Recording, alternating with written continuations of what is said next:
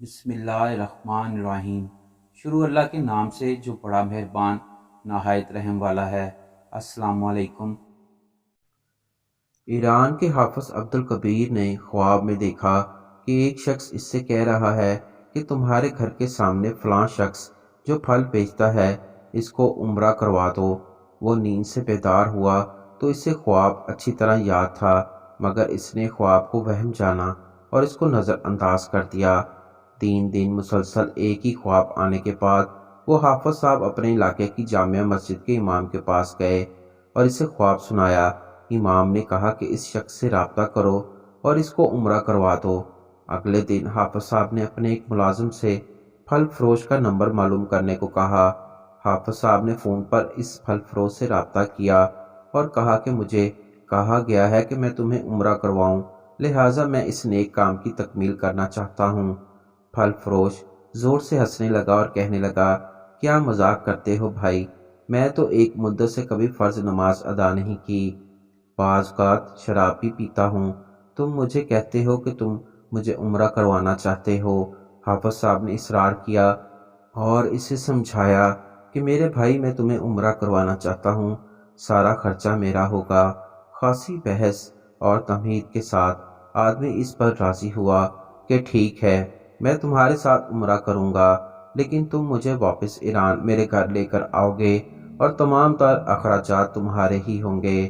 وقت مقررہ پر وہ ایک دوسرے کو ملے تو حافظ صاحب نے دیکھا کہ واقعی وہ شکل و صورت سے اچھا انسان نہیں دکھائی دیتا تھا۔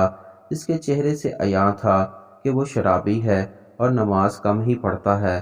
اسے بڑا تعجب ہوا کہ وہی شخص ہے جسے عمرہ کروانے کے لیے خواب میں 3 مرتبہ کہا گیا ہے۔ دونوں مکہ کے لیے روانہ ہوئے۔ میقات پہنچے تو غسل کر کے احرام باندھا اور حرم کی طرف روانہ ہوئے۔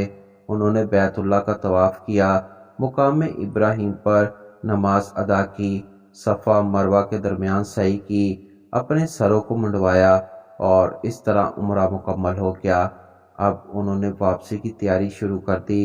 حرم سے نکلنے لگے تو پھل فروش حافظ صاحب سے مخاطب ہوا اور کہنے لگا، دوست، حرم چھوڑنے سے پہلے 2 رکعت نفل ادا کرنا چاہتا ہوں، نہ جانے دوبارہ عمرے کی توفیق ہوتی بھی ہے یا نہیں، اسے کیا اعتراض ہوتا بھلا؟ کہا، نفل پڑھو، بڑے شوق سے پڑھو۔ اس نے اس کے سامنے نفل ادا کرنے شروع کر دیے۔ جب سجدے میں گیا تو اس کا سجدہ طویل سے طویل ہوتا چلا گیا۔ کافی دیر گزر گئی تو حافظ صاحب نے اسے ہلایا۔ جب کوئی رد عمل نہ آیا تو اس پر اس بات کا انکشاف ہوا کہ پھل فروش کی روح حالت سجدہ ہی میں پرواز کر چکی ہے۔ پھل فروش کی موت پر اسے بڑا رشک آیا اور وہ رو پڑا کہ حسن خاتمہ ہے، ایسی موت تو ہر کسی کو نصیب ہو۔ وہ اپنے آپ سے یہ باتیں کر رہا تھا۔ اس خوش قسمت انسان کو غسل دیا گیا اور احرام پہنا کر حرم ہی میں اس کی نماز جنازہ ادا کر دی گئی۔ ہزاروں فرزندان اسلام نے اس کی نماز جنازہ پڑھی اور اس کی مغفرت کی دعا کی۔ اس دوران اس کی وفات کی اطلاع ایران میں اس کے گھر والوں کو دی جا چکی تھی۔ حافظ صاحب نے پھل فروش کی بیوہ سے تعزیت کرنے کے بعد کہا، میں جاننا چاہتا ہوں کہ تمہارے شوہر کی ایسی کون سی عادت یا نیکی تھی جس کا انجام اس قدر عمدہ ہوا اور اس کو حرم میں حالت سجدہ میں موت آئی؟